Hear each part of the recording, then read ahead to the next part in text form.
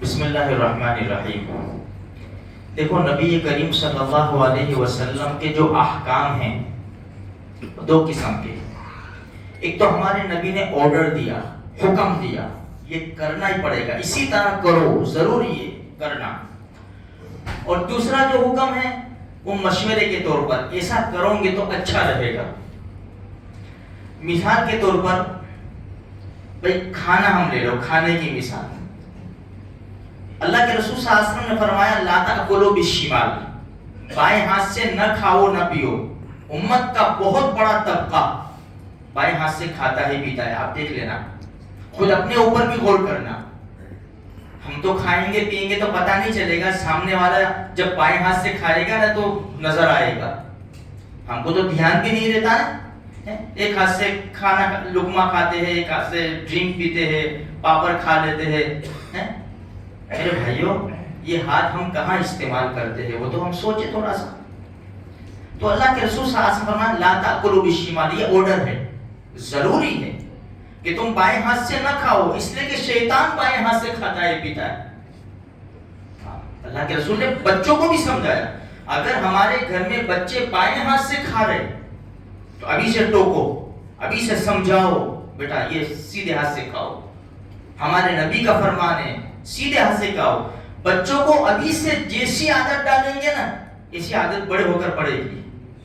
ہم سوچیں کہ ابھی بچہ ہے چلو سونے دو اسے، ہم فجر میں اس کو نہیں اٹھاتے، اس کو ایسی عادت پڑے گی جوان ہو کے بھی سوتا رہے گا، وہ فجر میں نہیں اٹھے گا. پھر ابھی سے اچھی عادت ڈالو، پیارے آقا صلی اللہ علیہ وسلم کے طریقے سکھاؤ. تو اللہ کے رسول صلی اللہ علیہ وسلم نے فرمایا بائیں ہاتھ سے نہ کھاؤ نہ پیو. دیکھو بچوں کی تربیت کیسے کی. عمر ابن ابی سلمہ رضی اللہ تعالیٰ عنہ، ابو سلمہ کے بیٹے تھے حضرت عمر. اللہ کے رسول جب ان کے والد کا انتقال ہوا تو ام سلمہ رضی اللہ تعالیٰ عنہ سے ہمارے نبی نے نکاح فرمایا. وہ خود فرماتے ہیں حضرت عمر ابن ابی سلمہ رضی اللہ تعالیٰ عنہ میں اللہ کے رسول صلی اللہ علیہ وسلم کی پرورش میں تھا، اور جب کھانے بیٹھتے اللہ کے رسول لے کر بیٹھتے تھے تو میرا ہاتھ ادھر ادھر گھومتا تھا. ایک مرتبہ پیارے نبی صلی اللہ علیہ وسلم نے مجھے فرمایا، میرا ہاتھ پکڑ لیا، یا غلام سم اللہ کل بیمینک وکل مما یلیک. بچے اللہ کا نام لے کر کھاؤ، بسم اللہ بول کر کھاؤ. ہم بسم اللہ بھول جاتے ہیں. بسم اللہ بول کر کھاؤ، سیدھے ہاتھ سے کھاؤ اور اپنے آگے سے کھاؤ. یہ ہمارے نبی کی تعلیم ہے اور ایسا کرنا ضروری ہے. ہاں اگر الگ الگ قسم کے کھانے ہو تو ادھر ادھر ہاتھ ہم بڑھا سکتے ہیں، ایک ہی قسم کا کھانا ہو تو اپنے آگے سے کھاؤ. یہ اخلاقی ایک تربیت بھی ہے. اچھا اب یہ تو آرڈر ہے کہ بھائی ایسا ہمیں کرنا پڑے گا، سیدھے ہاتھ سے کھانا پڑے گا. اب اللہ کے رسول کا مشورہ دیکھو، جب کھانا کھانے بیٹھو تو چپل جوتے نکال کر بیٹھو. دیکھو ہمارے لیے کتنی سہولت ہے. آج سے 1450 سال پہلے 1450 سال پہلے تو کیا ابھی 20 سال پیچھے چلے جاؤ تو ٹیبل کرسی کے اوپر جو کھاتے تھے نا ان کو لوگ اشارے کرتے ٹیبل کرسی پہ، دیکھا سنا ہول میں ٹیبل کرسی پہ کھلایا.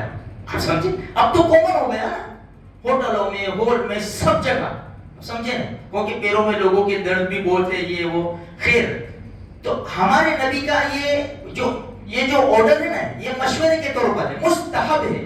اللہ کے رسول نے فرمایا کہ جب تم کھانا کھانے کے لیے بیٹھو تو جوتے نکال دو. کیوں؟ اس لیے کہ تمہارے پاؤں کے لیے اچھا ہے. یہ ہمارے نبی نے فرمایا. اس لیے علماء نے فرمایا جوتے پہن کر اگر کوئی کھانا کھائے تو کھا سکتا ہے. جیسے عام طور پر ہال کے اندر ٹیبل کرسی کے اوپر کھانا بیٹھتے ہیں تو جوتے پاؤں میں ہوتے ہیں، اگر اتار سکتے ہو تو وہیں اتار دیں. ایسا نہیں کہ جوتے پہن کے کھانا جائز نہیں ہے، جوتے پہن کے کھانا جائز ہے. ارے جنازے کی نماز پڑھ سکتے ہیں نا جوتے پہن کے، نہیں پڑھتے ہیں. اب دیکھو اس کا بھی ایک مسئلہ ہم سمجھ لیں. ہم جب جنازے کی نماز اگر جوتے پہن کر پڑھتے ہیں تو پورے جوتے کا پاک ہونا ضروری ہے، پورے جوتے کا.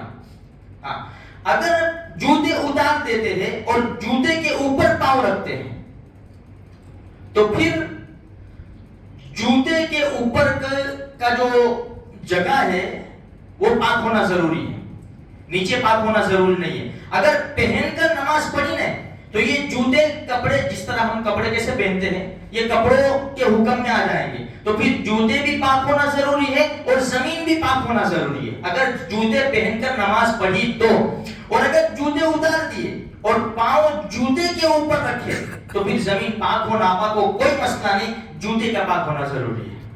تو میرے بھائیوں ہماری شریعت بہت آسان ہے، الدین و یسر، دین بہت آسان ہے، اگر عمل کرنا چاہے نا انسان اس کے لیے بہت آسانی ہے، اور اگر عمل کرنا نہ چاہے تو اس کے لیے ہر کام مشکل ہے میرے بھائی۔ اس لیے ہمارے نبی نے ہمارے اوپر بہت، جس طرح اللہ بھی رحمان رحیم ہے، ہمارے نبی بھی اپنی امت کے اوپر مشفق اور مہربان ہیں، ایسے ایسے زبردست آسانی والے حکم دیے ہیں، اور ہمیں اتنی چھوٹ چھاٹ بھی ہے کہ بھائی تم ایسا کر سکتے ہو، ایسا کر سکتے ہو۔ دیکھو ایک بات بتاؤں، ہمارے نبی نے مشورہ دیا، ابھی زمین جائیداد کی قیمت ہے، اللہ کے رسول نے کیا فرمایا؟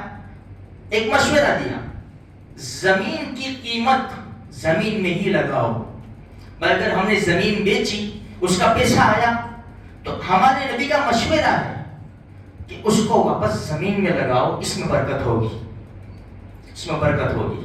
دوسری جگہ لگا سکتے ہیں، ٹھیک ہے، کوئی مسئلہ نہیں ہے، لیکن مشورہ ہے ہمارے نبی صلی اللہ علیہ وسلم کا، اور جب اللہ کے رسول نے مشورہ دیا بھلا اس میں برکت نہیں ہوگی؟ ہم دیکھتے ہیں کتنی زیادہ برکتیں لوگوں کو مل رہی ہے۔ خیر، اللہ تبارک و تعالی ہمیں اپنے پیارے نبی سے سچی محبت نصیب فرماوے اور ان کے طریقوں پر زندگی گزارنے کی توفیق عطا فرمائے۔ آمین۔